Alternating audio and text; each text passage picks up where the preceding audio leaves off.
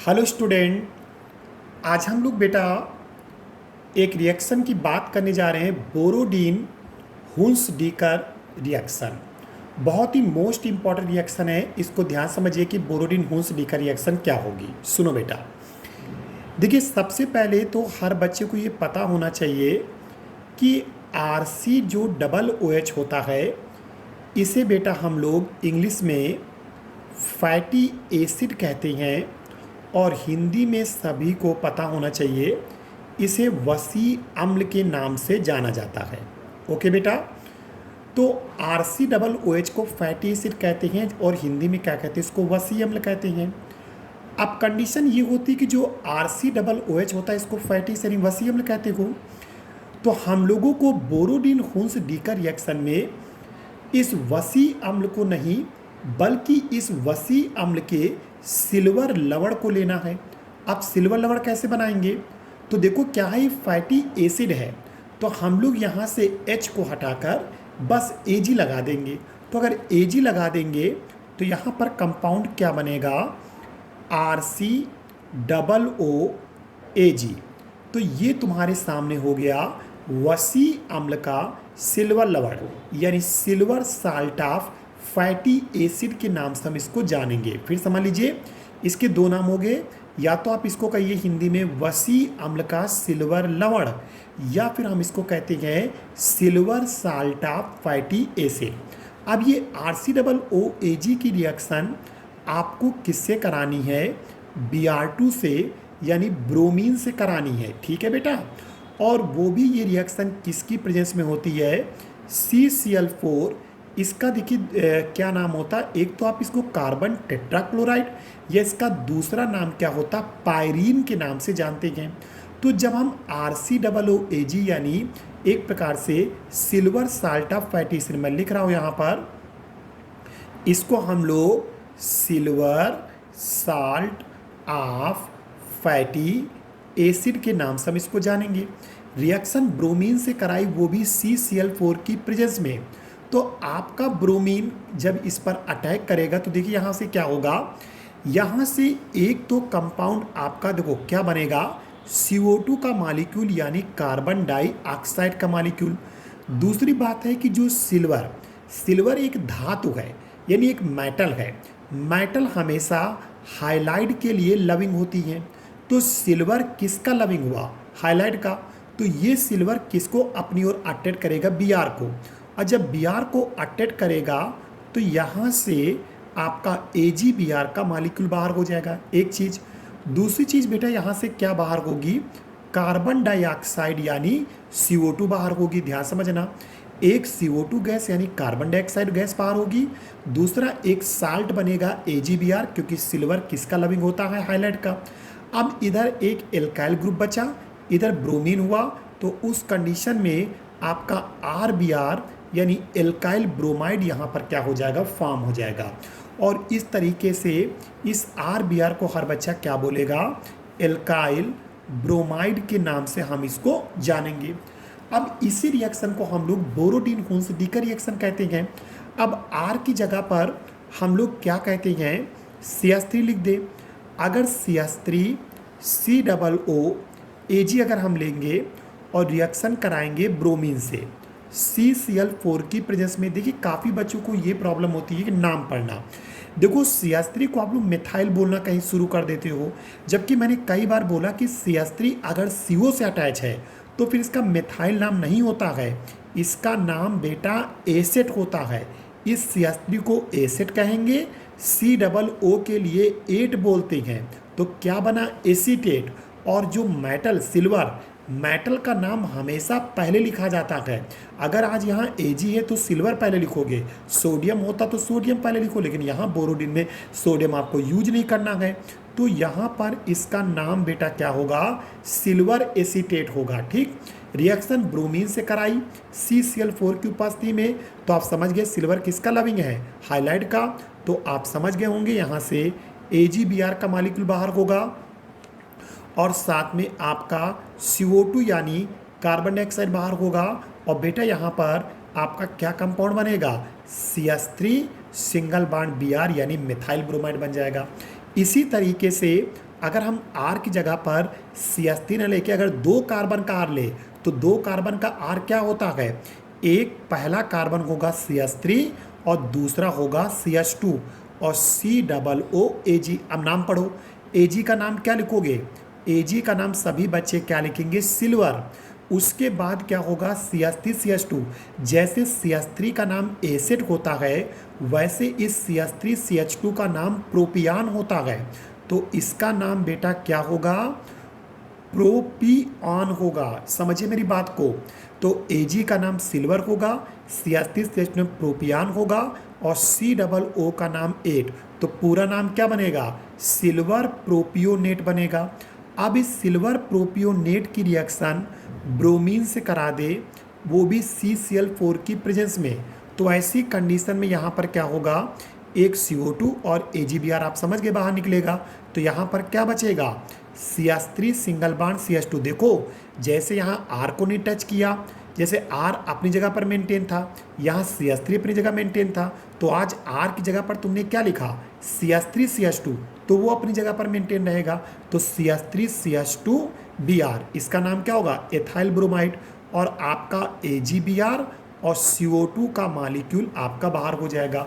तो इस तरीके से इस रिएक्शन को बोरोडीन हुन्स डीकर रिएक्शन के नाम से जानते हैं। एक बात, दूसरी बात, आप लोग बेटा इस रिएक्शन को जरा नोटिस करो, ये रिएक्शन में क्या हो रहा है, इस रिएक्शन में देखिए क्या हो रहा है कि आप यहाँ RCOOAG लेते हो, आपको RBr मिलता है, कार्बन कहाँ हो गया, छूमंतर, यानी कार्बन गायब हो गया। इसका मतलब है कि देखिए यहाँ पर इस कंपाउंड को देखो, टोटल 2 कार्बन थे, मिला कितना, केवल 1 कार्बन। यहाँ टोटल 3 कार्बन थे, मिले कितने, 2। यानी ये रिएक्शन क्या करती है, कार्बन के नंबर को कम करती है।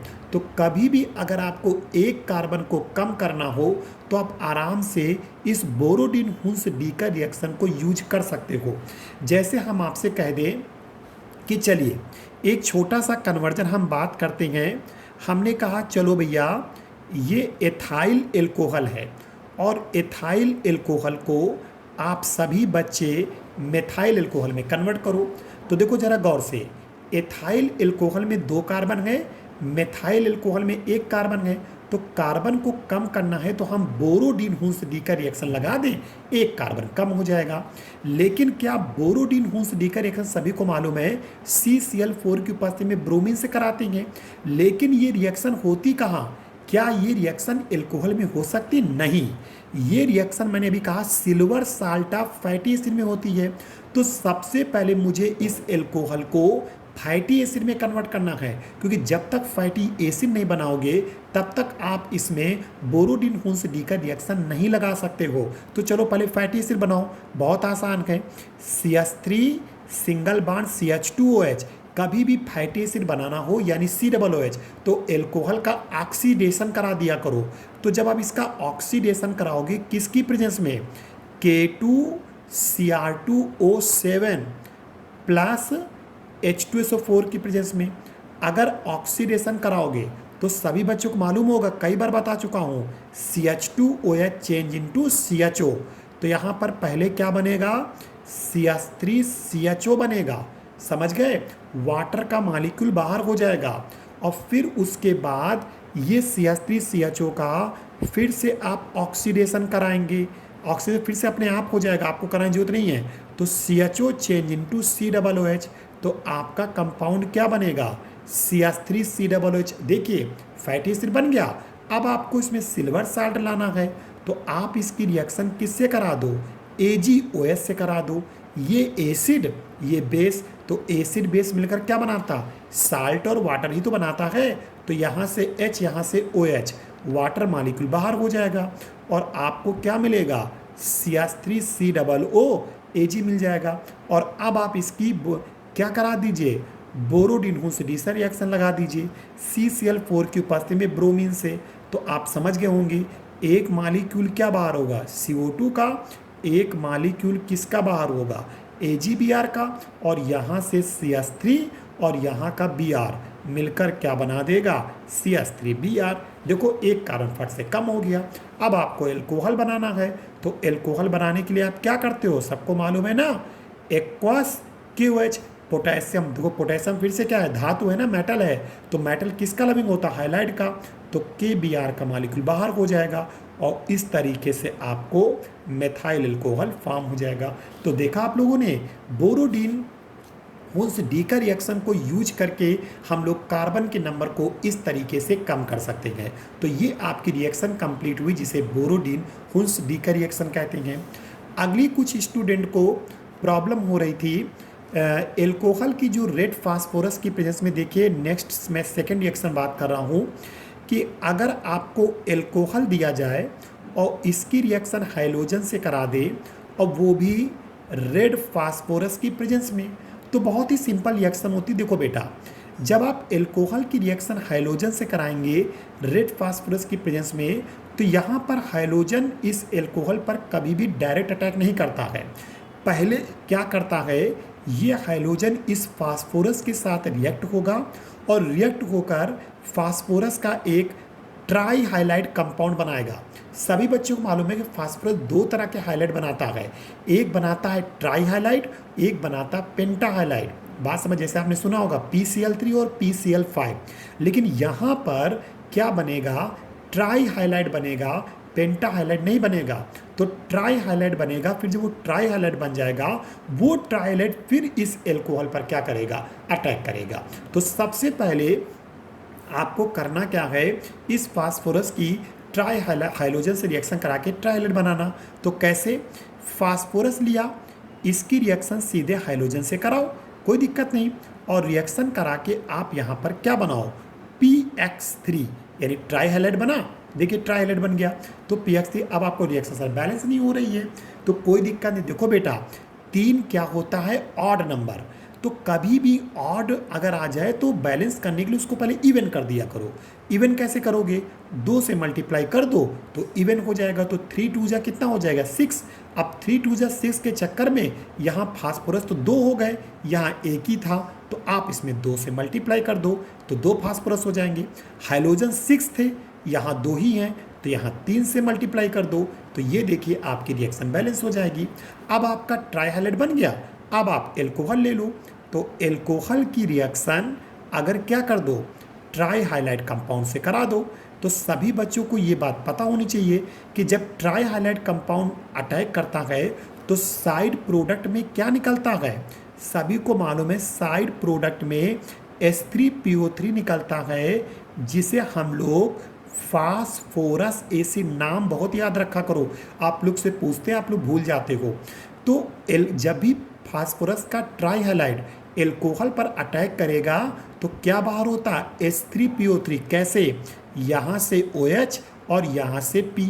आप कहोगे सर OH और P मिलकर H3PO3 कैसे बाहर करेगा, यहाँ तो 3 ऑक्सीजन है, तो इसके लिए हमें एल्कोहल के 3 मॉलिक्यूल लेने पड़ेंगे। जब आप 3 मॉलिक्यूल लोगे तो H3PO3 बाहर हो जाएगा। अब 3R और 3X मिलकर क्या बना देंगे, 3RX बना देंगे, और इस तरह से एल्किल हाइलाइट के आपके 3 कंपाउंड बनेंगे। अब आप इस रिएक्शन को ऐड कर दो, ठीक है। कैसे ऐड करोगे, अब ऐड क्यों कर रहे हैं, देखो यहाँ पर देखो लेफ्ट साइड में जो चीज़ होती है, जो राइट साइड में वो कैंसिल आउट हो जाती है। तो यहाँ देखो PX3, यहाँ तो हमारा PX3 कैंसिल होगा, लेकिन कैसे कैंसिल होगा, यहाँ तो 2 हैं, यहाँ तो 1 है। तो आप इस इक्वेशन को, पूरे इक्वेशन को आप 2 से बेटा क्या कर दीजिए, मल्टीप्लाई कर दीजिए। तो देखो PX3 से PX3 कैंसिल हो जाएगा। अब देखिए 2 से मल्टीप्लाई करते हुए जब ROH को करोगे तो कितने हो जाएंगे, 6 ROH। तो सिंपल से रिएक्शन हो गई 6 ROH प्लस यहाँ पर कितना हो जाएगा, 2P हो जाएगा, प्लस यहाँ से क्या हो जाएगा, 3X2। ओके बेटा, 3X2 हो जाएगा, और यहाँ पर आपका 6RX बनेगा, और साथ में यहाँ पर 2H3PO3। तो ये रिएक्शन इस तरह से कंप्लीट हो गई। अब R तो आपको रखना मालूम ही होगा, R की जगह क्या रख सकते हो, 1 कार्बन का रखना हो तो CH3, 2 कार्बन रखना हो तो CH3CH2, 3 कार्बन रखना हो तो बस क्या करो, CH3 से शुरू करो, CH2 करते चले जाओ। जितने कार्बन का आप R चाहो उतने कार्बन का आप R आराम से रख सकते हो, और आपकी ये रिएक्शन क्या हो जाएगी, कंप्लीट हो जाएगी। तो ये रिएक्शन थी एल्कोहल की रेड फास्फोरस की प्रेजेंस में हाइलोजन से रिएक्शन। आई थिंक आपको समझ में आ गई होगी। अब आप इसके एग्जाम्पल फटाफट कर सकते हो, ठीक है बेटा। अगली एक रिएक्शन बेटा आप ही लोगों ने किसी ने पूछा, और वो रिएक्शन आपने पूछी एलाइलिक सब्स्टिट्यूशन। तो चले हम आपको बताते हैं एलाइलिक सब्स्टिट्यूशन रिएक्शन आप कैसे और किस तरीके से करेंगे। ओके बेटा, एक सेकेंड बेटा। चले हम आपको एलाइलिक सब्स्टिट्यूशन रिएक्शन बताते हैं, कॉपी में बताते हैं एलाइलिक सब्स्टिट्यूशन। ठीक है बेटा, देखिए सब स्टूडेंट ये देखिए क्या होता है। सबसे पहले हम अगर बात करें एलाइलिक सब्स्टिट्यूशन, किसकी बात करें, एलाइलिक सब्स्टिट्यूशन, तो सबसे पहले आपको पता होनी चाहिए एलाइलिक कार्बन क्या होता है। देखो बेटा, आप यहाँ पर प्रोपिल लिखो, CH2 डबल बाड CH सिंगल बाड CH3। तो देखो क्या होता है, प्रोपीन में ये दोनों कार्बन कैसे हैं, डबल बाड से जुड़े हैं। तो जो कार्बन डबल बाड जुड़ा होता है उसका संकरण क्या होता है, sp2। तो इस कार्बन का संकरण क्या होता है, sp2। तो याद रखो sp2 यानी जो कार्बन यानी डबल बॉन्ड से जुड़े हुए कार्बन से वो कार्बन जुड़ा हो जिसका हाइब्रिडाइजेशन क्या होता है, sp3।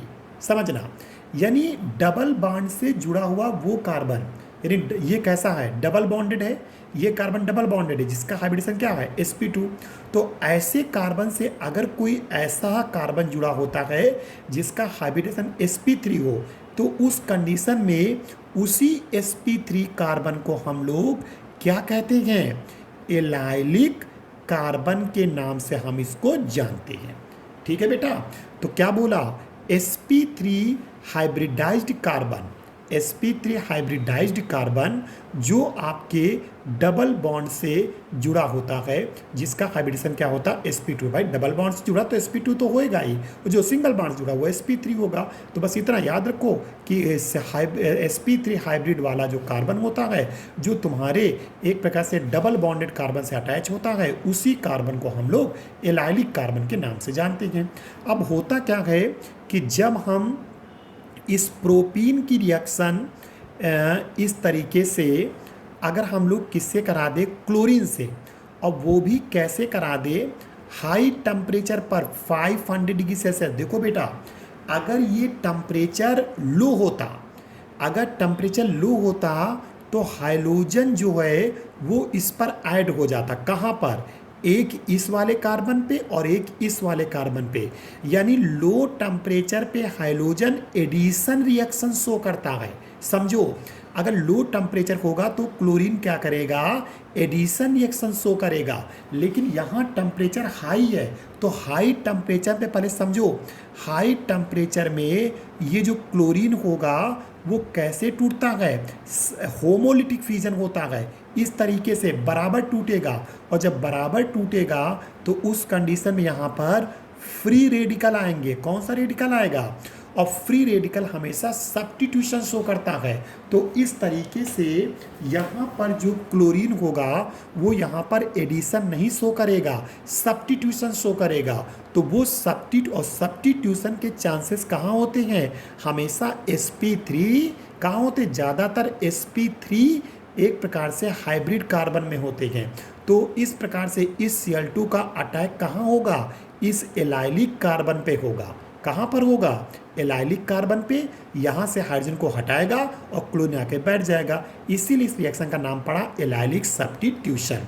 तो हम लोग का यहाँ पर कंपाउंड क्या बनेगा, CH2, ये डबल बॉन्ड अपनी जगह पे रहेगा, इस पर कोई आंच नहीं आएगी, और सिंगल बॉन्ड CH, और सिंगल बॉन्ड ये CH2Cl, और यहाँ से HCl का मॉलिक्यूल बाहर। तो ये बना आपका एलाइलिक सब्स्टिट्यूशन के थ्रू। इस कंपाउंड को हम जानते क्या कहते हैं, एलाइलिक क्लोराइड बोलेंगे। क्या नाम मैं लिखे दे रहा हूँ, एलाइलिक क्लोराइड के नाम से हम इसको जानते हैं।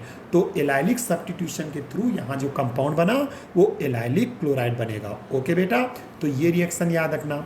दूसरी, एक बच्चे किसी बच्चे ने पूछा है सर प्रोपेन वाली रिएक्शन भी समझा दीजिए। देखिए, प्रोपेन होता है CH3 CH2 CH3, और इसकी रिएक्शन आप जब क्लोरीन से कराएंगे, और वो भी किसकी प्रेजेंस में, अल्ट्रा वायलेट रेस की प्रेजेंस में। तो अल्ट्रावायलेट की प्रेजेंस में जब कराते हो तो बेटा क्लोरीन जो होता है वो एक बार किस पर अटैक करता है, इस CH3 पर, और एक बार इस किस पर अटैक करता है, इस CH2 पर।